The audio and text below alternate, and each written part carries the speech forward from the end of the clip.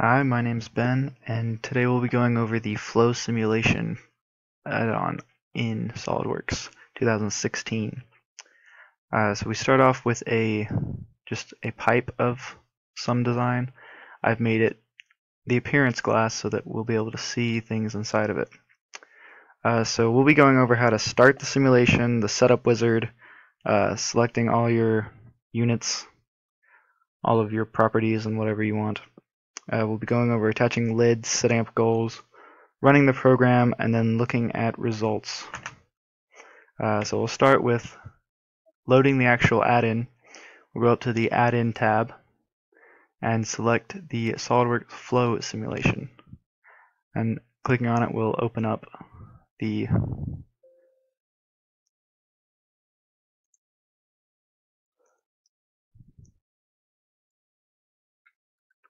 Okay, so that opens up the SOLIDWORKS flow simulation. And now we can go over to the flow simulation tab, and we have all of our different options. So this volume that is created around our part is the computational volume, and it just matches up with all the different geometries. So we're going to hop right into the wizard. We've got our project, name it. We'll call this the Flowtutorial. We'll use a new. I did this earlier, so I'm going to create a new one, start from scratch, new configuration. So the first system selects our units, and they have a bunch of presets, so we'll stick with the SI. We can create a new one, or we can edit these existing ones, and you can change the unit, or you can change the significant figures to display, and we'll keep all these parameters the same. So then we will go on to the analysis type to begin setting up our study parameters. So you can go internal or external. We'll be going internal as we have a pipe on the inside. You can do external if you're looking at maybe if you threw the pipe, or if you wanted to look at a golf ball or something that goes through the air. Next we look at the closed cavities. So if we were to have some kind of sensor or hollow geometry within the system that would not be part of the flow but still would register as a hollow cavity, then we can exclude that just with the click of a button. And next we'll look at the physical features. The physical features start with heat conduction in solid. So if you click on that, you'll be able to look at heat conduction within the actual pipe itself, like the material the pipe's made of, and we can look at only that if we're interested in it, but we are not interested in it. So we're going to move on to radiation. So radiation has any heat transfer that doesn't have a medium. Doesn't apply to our situation, but if you had a vacuum or something, or if you were dealing with black body radiation, this is what you would look at. Time dependent or transient analysis won't really apply unless you're looking at the vortices in your system. If you don't click it and you have vortices, then they'll just kind of show the average of the vortice, and it'll just kind of mess with stuff. Or if you are specifically looking at the vortice, then it will show you specifically how it changes with time. We are going to include gravity. It shows it pointing down in the y direction. We're going to have stuff coming in from up here. And then rotation, if we want the part to rotate, or if we want to have just a portion of the part rotate, like if we were trying to simulate a fan and airflow through that, then we would add rotation. Fun fact, we can't actually rotate the mesh, so it just rotates the local coordinate system of whatever part you want to rotate. So like if we were having this to rotate along the z-axis here, then this mesh actually wouldn't move, it would just rotate the coordinate. It gives us the same effect, but it's kind of cool. And Now we'll move on to fluids. So here, fluids are referring to any medium. It can be a gas or a liquid. And we will pick a couple. We'll go with water, double click to add it, and how about oxygen? There's some funny ones. There's applesauce. I think that's the only, oh no, you have slurry too. The rest of them are pretty normal. Steam is special. There's also blood, which is just kind of scary, but I guess it has medical aspects. So we've picked our project fluids, and now we can change the flow type, the flow characteristics. So your choices are laminar, turbulent, or laminar and turbulent. That's what we're going to stick with. And we'll move on to wall conditions. So if we want to specify a wall temperature, or any sort of heat transfer from outside, I'm trying to point at the screen, from outside the tube to the fluid on the inside, we can do that. We're going to stick with an adiabatic wall. We can also change the roughness, but we're going to assume that it's pretty smooth and doesn't affect it.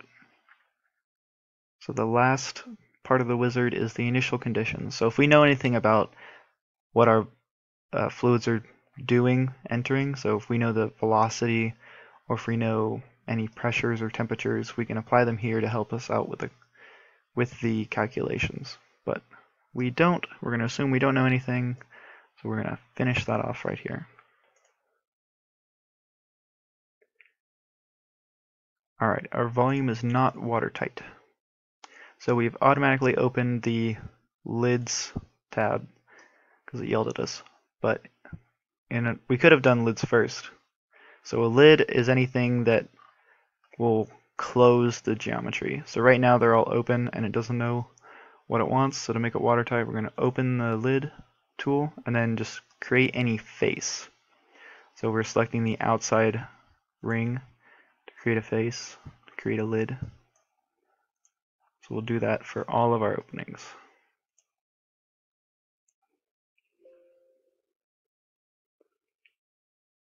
Alright, and we're resetting our mesh because we changed it, because we have lids now.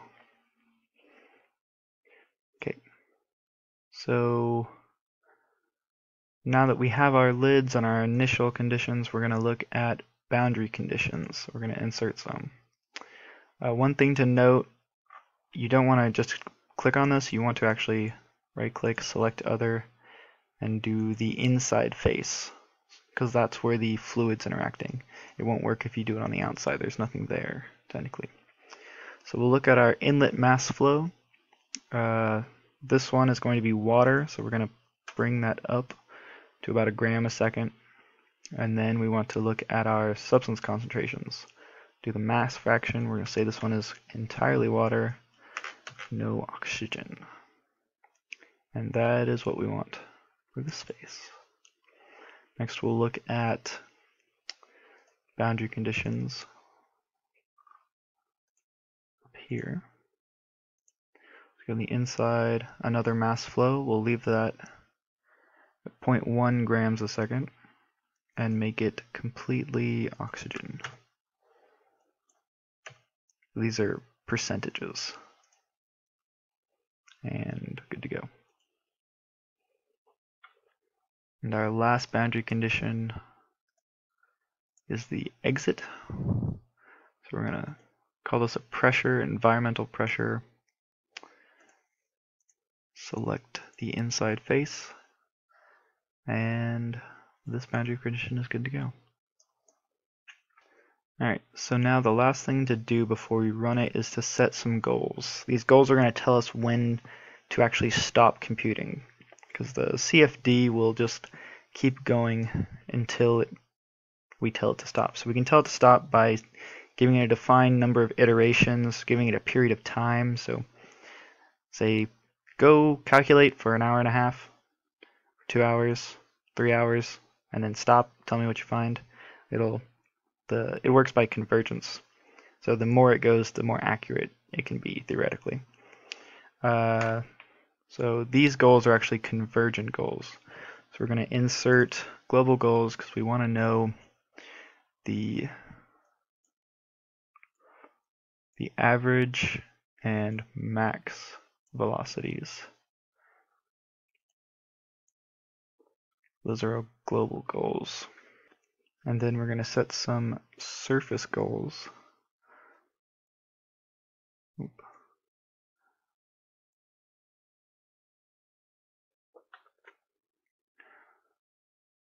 We'll grab all of these for our surface goals. So we want to create a goal for each of these services, and this will be mass flow rate. We're going to make sure that our mass flow rates are in equilibrium. So we've got those surface goals. And the last one is an equation goal. So we're going to say, hold on, let's figure out. Okay, this is our water entrance, and that's our exit. So now we're going to make equation goal. So we're going to say this exit has to be equal to, well, subtract both of the entrances. So this will be technically equal to 0. So this says that the entrance mass fractions have to be equal to the exit mass fraction. We'll say yes to that. And those are our goals. So now we're going to click run. We've got a new calculation, this computer, run. Alright, it'll pull this up and it'll give us a bunch of information, but I'm going to skip forward. Alright, so we went through 143 iterations and we have our results. So we actually have to tell it what kind of results we want. I particularly like the flow trajectories. So we're going to tell it we want them in the right plane. We're going to grab the 2 mass flows, and we're going to say 60 instances, lines with arrows, and let's have some results. Nope.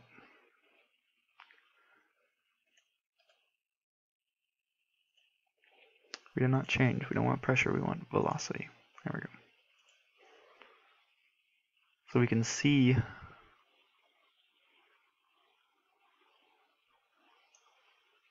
here we can see the velocities,